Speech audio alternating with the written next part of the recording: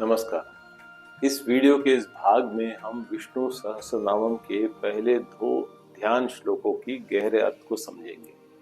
ये श्लोक केवल कविता नहीं है, बल्कि बहुत शक्तिशाली ध्यान के उपाय है जो हमारे मन और हृदय विष्णु सहस्रनामम जाप के लिए तैयार कर देते हैं। चलिए शुरू करते हैं ध्यान श्लोक 1 से। क्षीरोदन्वत् प्रदेशे शुचिमणि विलसत् सैकते मौक्तिकानां माला क्लुप्ता सनस्तफटिकमणिनिभैर्मौक्तिकैर्मन्दिताङ्गः शुभ्रैरभ्रैरदभ्रैरूपरि विरचितैर्मुक्तपीयूषवर्षैः आनन्दीनः पुण्यतलीन गदा शङ्खपाणिर्मुकुन्दः। पहली नजर में ये एक कठिन और लंबी संस्कृत की पंक्ति लग सकती है, लेकिन जब हम इसे तोड़कर समझते हैं तो ये एक अति सुंदर चित्र बनाता है भगवान विष्णु का, जो हमारे मन के आंतरिक दृश्य में स्थापित हो जाते हैं। चलिए कुछ मुख्य शब्दों को समझते, उनके अर्थ को समझते हैं।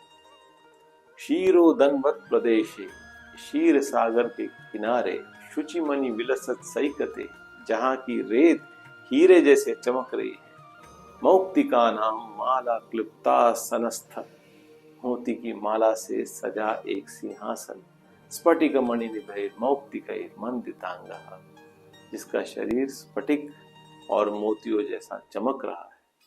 शुभ्रैरभ्रैरदभ्रै, ऊपर सफेद बादलों का समूह, ऊपरी विरचितै मुक्त पीयूष वर्षै, जो अमृत की वर्षा कर रहे हैं। आनंदीन पुण्यत, जो खुद आनंद में है और हमें पवित्र करता है।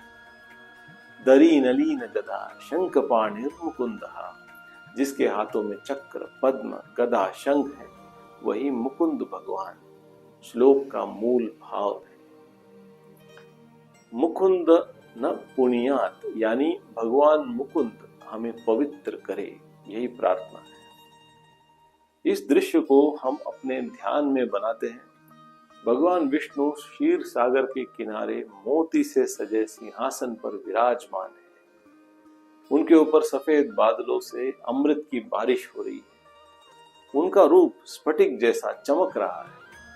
हाथों में उनके 4 प्रमुख आयुध चक्र, पद्म, गदा और शंख है। दोस्तों, ये श्लोक हमें बताता है कि जब हम भगवान की ओर मन से मुड़ते हैं तो वो हमें दर्शन देते हैं, जागते हुए, आसनस्थ, हमारी तरफ मुख कर कर। ये ध्यान श्लोक केवल एक प्रस्तावना नहीं, ये मन और आत्मा को एकाग्र करने का माध्यम है। अब चलिए ध्यान श्लोक 2 की ओर बढ़ते हैं। भूपदौ यस्य नाभिर वियदसुरनिलश्चंद्र सूर्यच नेत्रे, कर्णावाशशिरोद्योर्मुखमापि दहनु यस्य वास्तेयमब्धिः, अंतस्थं यस्य विश्वं सुरनरखगो भोगी गंधर्वदैत्यैः, चित्रं रम रम्यते त्रिभुवनवापुषं विष्णुम् ईशं नमामि। इस श्लोक में हम भगवान विष्णु के विश्व रूप की ध्यान करते हैं।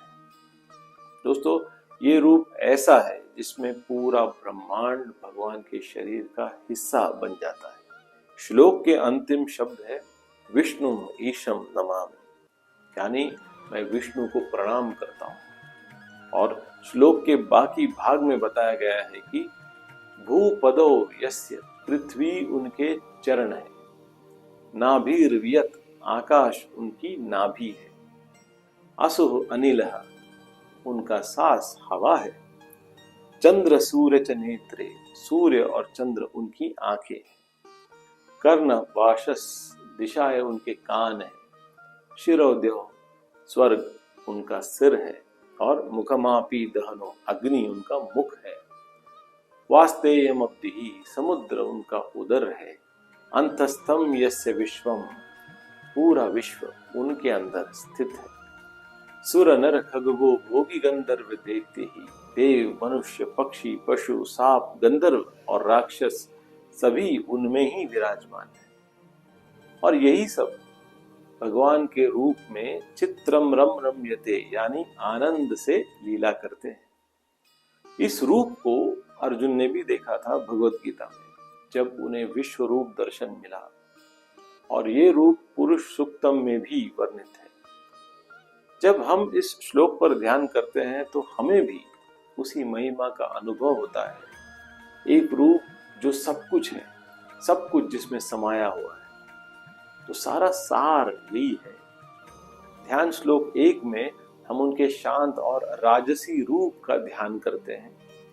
अमृत से भीगने वाले क्षीर सागर के किनारे विराजमान विष्णु, और ध्यान श्लोक 2 में हम उनके विश्व रूप को ध्यान करते हैं, जिसमें पूरा ब्रह्मांड ही भगवान के शरीर का हिस्सा है।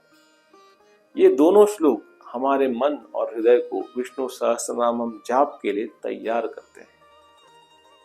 हरि ओम तत्सत। ओम नमो नारायणाय। ओम नमो भगवते वासुदेवाय।